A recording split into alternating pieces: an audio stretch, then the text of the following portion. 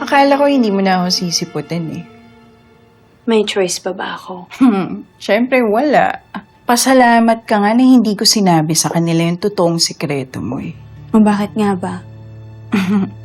Kasi siyempre magagamit ko yun para sumunod ka. O tingnan mo, hindi mo ako natanggihan.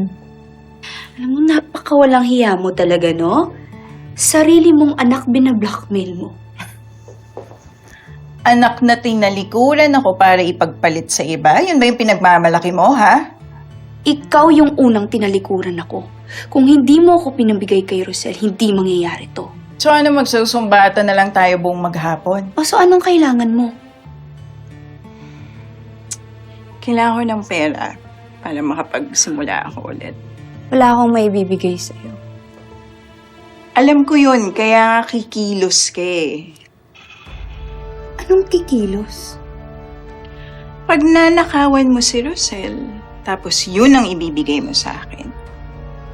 Eh paano pag hindi ako papayag? Well, alam mo na yung mangyayari, di ba? Sasabihin ko kay Rosel yung totoo na totoong anak niya si Belle. Tapos, alam mo na yun, pero tinago mo sa kanila kasi gusto mo siyang masolo. Tingnan natin kung mapatawad ka pa nila. Teka nga, bakit ba ikaw ang gumagawa niyan? Rosel, ha? Boss ka na dito.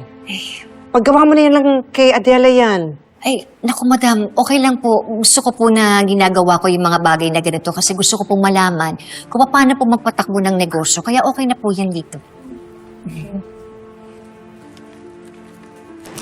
Sal, ito na po ba yung bulaklak na dadalhin niyo sa Santay? Ay, oo, Chuchi. Yan nga yung dadaling ko. Salamat ha. Sige po, ayusin ko na. Salamat. Regular mo pa rin ba siyang pinupuntahan hanggang ngayon? Eh, opo, madam. Kasi ayokong isipin ng anak ko na kinalimutan ko na siya. Bakit kasi hindi mo na lang ilipat yung labi niya dito sa Maynila? Ilipat mo siya sa mas magandang sementeryo na malapit sa inyong dalawa ni Tyrone. Para hindi ka na pumunta sa Santa Ines. Malayo din yun, ha? Madam, gusto ko po talaga kaso mahal po eh. Naku, masyado pong magastos. Rosel naman, ngayon ka pa magtitipid? Gastusin mo yung perang binigay ko sa iyo. Binigay ko yun sa iyo para gamitin nyo sa mga pangangailangan nyo. Oh, Madam, maraming salamat ha. Ang bait-bait niyo po talaga sa amin. oy, wag ka na magdadrama-drama dyan. Tawagan mo na yung maglilipat ng labi ng anak mo at makipag-areglo ka na, ha? Salamat po.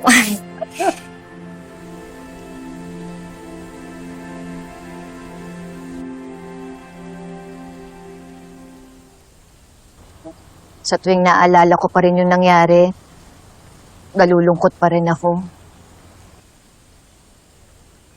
Tama na, Nay. At least, mapapalapit tayo sa kanya. Daan mo na, Rosel. Buti nga ngayon, mabibigyan mo na ng marangal na burol ang anak mo, hindi ba? Kuya, nakuha niyo na po ba yung labi ng anak ko? Mrs. Dison, unfortunately, wala po kaming nahanap. Po, ano po ang ibig niyong sabihin? Wala hong sign or anything na makapagsasabing may nakalibing po dito sa puntod na ito. Ibig niyo sabihin kahit buto, wala? Eh, hindi naman nawawala ang buto kahit na matagal ng nakalibing ang tao? Tama po. Dapat po may buto dito. Wala hong buto. Ibig sabihin, wala hong nakalibing po dito. Pero sir, dito po talaga nakalipin yung anak ko. Yun ang sabi sa akin ni Omar.